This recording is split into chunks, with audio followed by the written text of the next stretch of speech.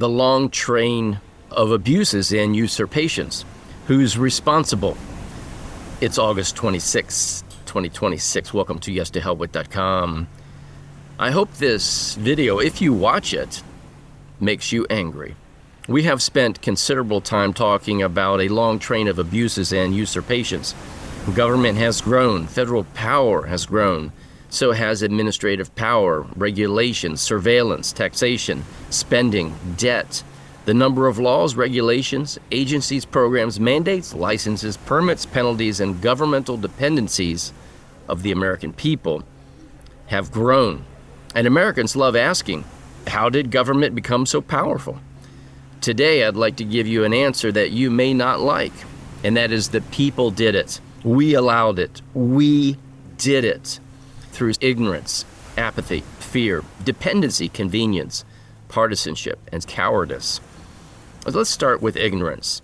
How many Americans have actually read the Constitution? How many know what powers belong to Congress? How many understand federalism, separation of powers, due process, the authority of their state, their county, their sheriff? How many can identify their county commissioners, their state representatives, their prosecutors? How many understand the difference between a constitutional limit and a government benefit? We created a government of limited and delegated powers and then stopped learning what those limits were. You cannot defend a boundary you cannot identify. And government naturally occupied the territory that people abandoned. Then came apathy. We stopped participating. We complain about jury duty. We complain about politicians, but won't run for office. We complain about local government, but don't attend the meetings. We complain about legislation without reading the bills. We complain about candidates, but often know almost nothing about them beyond the party designation beside their names. Self-government requires something from us, and too often we couldn't be bothered. Then came partisanship. This may have been one of our greatest failures. We stopped asking, should government possess this power, and started asking, who is exercising it? When our party controlled government, we tolerated powers we would have condemned in the hands of the other party. Executive power was wonderful when our president used it. Federal power was necessary when our Congress exercised it. Government agencies were trustworthy when they pursued people we disliked. And then the election changed, and suddenly we discovered constitutional limits again. But it was too late, because the power we allowed our side to accumulate did not disappear when the other side took office. We taught government that our principles were negotiable. Then came fear, war, terrorism, crime, economic collapse, disease, emergencies. Every generation faced something it was told required just a little more governmental power. And the frightened people repeatedly made the same bargain. Protect me, and I will surrender something, maybe temporarily, maybe just until the emergency ends.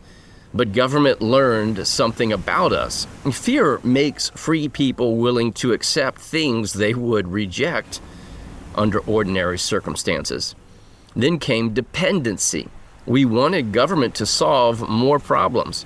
Educate us, protect us, subsidize us, insure us, finance us, regulate our competitors, protect our industries, protect our jobs, protect our retirement, protect our businesses, protect us from bad decisions. And every time we gave government another responsibility, we gave government additional power to perform it. We wanted the benefit without confronting the authority necessary to provide it. Eventually, millions of Americans became financially dependent upon the very institution they were supposed to supervise. Then came convenience. Freedom requires responsibility. It requires risk. It requires tolerating other people's choices. Government control frequently promises something easier: a rule, a program, a regulator, a license, a prohibition, someone else responsible for deciding. And little by little, we traded responsibility for regulation. Then we surrendered our institutions. The jury became an inconvenience. The county became something most people couldn't explain. The sheriff became merely another law enforcement administrator. State government became another pipeline for federal money. Congress delegated enormous responsibilities to administrative agencies, and the citizen increasingly became a spectator.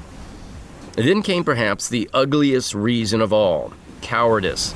How many times have Americans known something was wrong and remained silent? They might lose a job, lose a customer, lose a friend, be called a name, be criticized online, be investigated, embarrassed, imprisoned.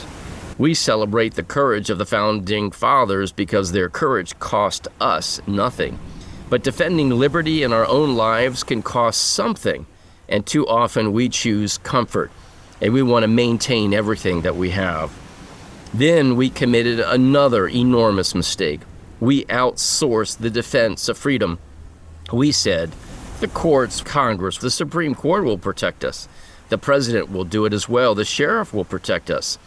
The next election will fix it. Someone, somewhere will do something. But who was supposed to supervise all of them?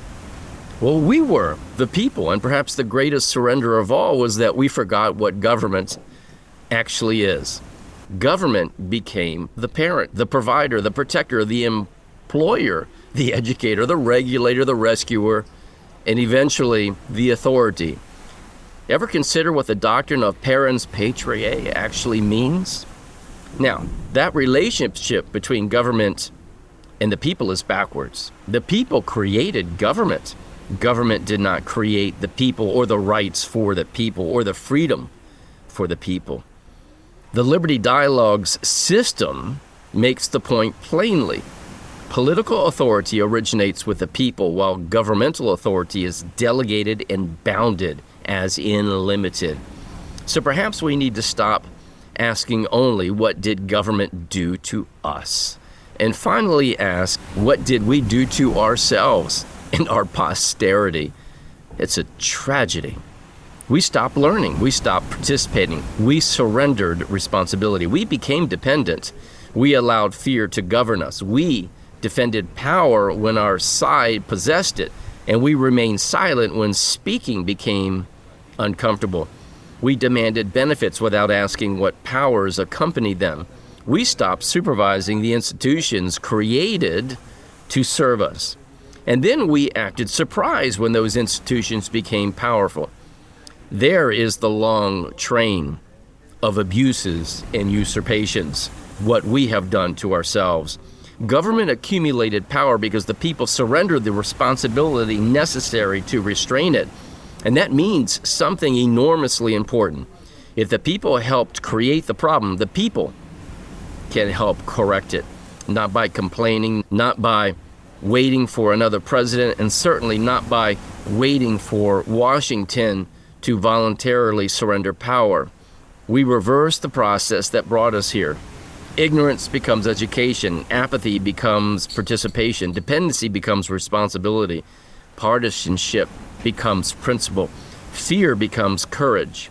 Silence becomes questions. And spectators become the people. Let's learn our Constitution, know our county, know the sheriff, know the commissioners, read the legislation, serve on the jury, attend the meeting, ask the questions, demand accountability, authority, evidence, demand the remedy. And when an official refuses to respect the limits of office under constitutional constraints, replace that official through lawful means. That is why constitutionalcounty.org matters. And this is why the Liberty Dialogues matter. Because restoring limited government begins with something government cannot do for us. We must become a people capable of governing ourselves again, a self-governing people. Perhaps we did not lose our birthright because government was extraordinarily powerful. Perhaps government became extraordinarily powerful because we forgot our birthright and abandoned the responsibilities that came with it. So don't merely blame Washington. The restoration of limited government begins with the restoration of the people. If you're not teaching yourself, who in the hell is teaching your children and grandchildren? And as always, may truth reign supreme.